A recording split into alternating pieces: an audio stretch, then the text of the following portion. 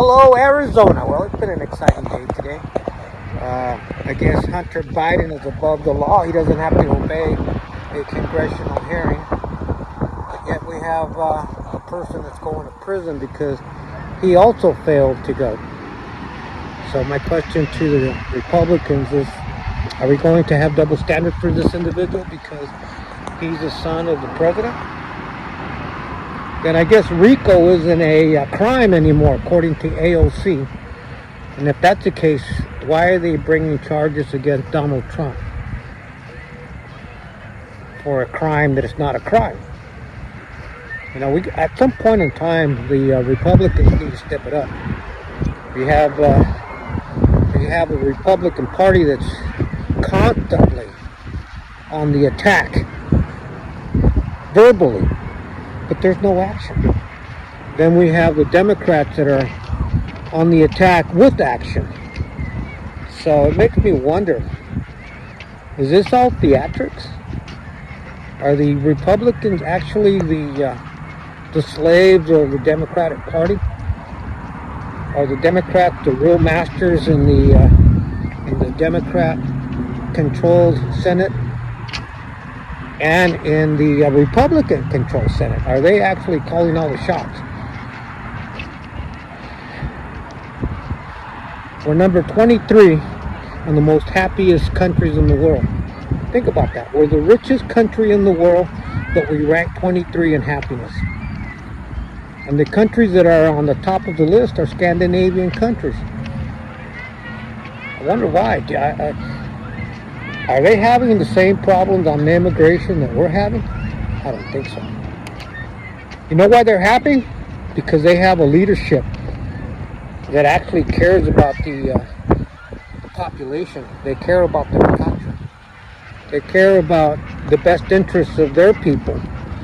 Meanwhile, we have a government in America that doesn't really give a rat's ass about the American people. They're more focused and concentrated on helping illegal criminals and releasing them into our society to commit crimes and protecting their identity when they do commit a crime. We have news agencies that are going right along with this bullshit. We got news agencies that are actually promoting this kind of behavior. So you got to ask yourself, what's going on in America? At some point in time, these individuals need to be held accountable, or what's going to happen is the American people are going to become third world class citizens. They're going to be the laughing stock of the modern society.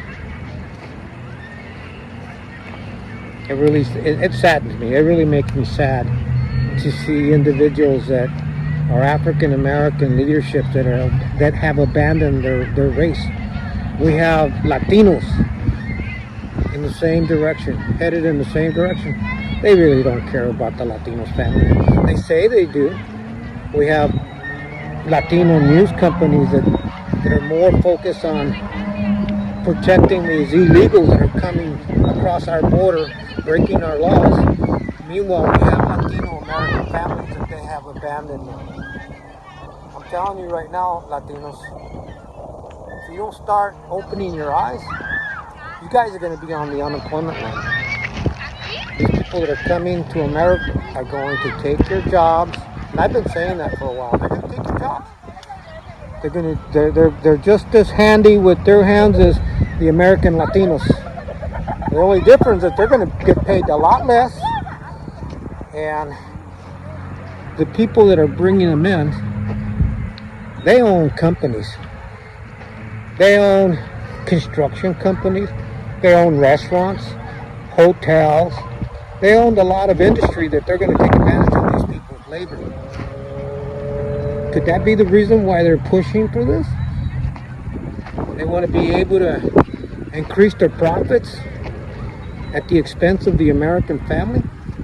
Meanwhile, we got American families that are going right along with this bullshit.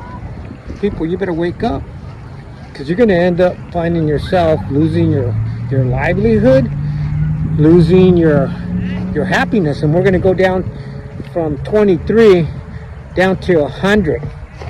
There's 146 countries that were surveyed on the happiest countries in the world. We're going to be at the very bottom. We're going to be right along with Syria, Yemen, Iraq, Iran, Afghanistan. The United States will be in that category. And you know why? Because we have those individuals now living in our country. I wouldn't be surprised if Venezuela ends up being one of the happiest countries in the world compared to America. And we can only blame ourselves. You know, we like to point fingers that the politicians are responsible, and to a certain extent they are responsible.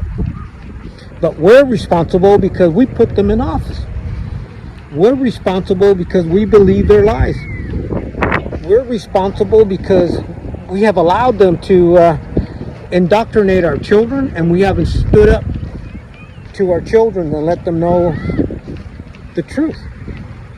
We don't want to cause any waves within our family, but the waves are going to be caused when people start losing their jobs, when people start living, more and more homeless people on the street, more and more people on drugs, more families burying their loved ones. Why? Because we didn't want to stand up. We didn't want to cause waves. But the waves are coming. Now we can put a limit on the height of that wave if we start acting now and taking a stand. Or we can let those waves become the magnitude of a tsunami, wiping away our civilization and leaving a worn, torn community filled with illegal criminals. And that's going to be home to them, because that's where they're coming from. They're coming from these worn, torn areas that look like shitholes. So at some point in time, they're going to miss that. They're going to miss seeing that shithole environment. And what are they going to do? They're going to create a shithole environment in America. So don't be surprised. Arizona, don't be surprised if you start seeing criminals attacking women. Don't be surprised if you start seeing more reports on rape, child trafficking, home burglaries, more theft in our stores, an increase on our prices, all because we have allowed these individuals to come in and take control of our country. But most importantly, we have allowed our leaderships to hijack our government. And we haven't put our foot down. You know, they work for us. We put them in office. But once they get put in office, they think that they control us, that we work for them. Just like Joe Biden told one of the persons at the, I believe, an auto plant manufacturing. He said to the man, "I don't work for you. You work for me." Think about that. An elected official telling his constituents that they don't work. He doesn't work for them. They work for him. I don't know. I guess I'm an old man with old-fashioned belief, but I never thought that the way it should be. I always thought that the politicians worked for us and they were in our best interest. But like I said, I'm old school. I guess that doesn't apply anymore in modern America. God bless America.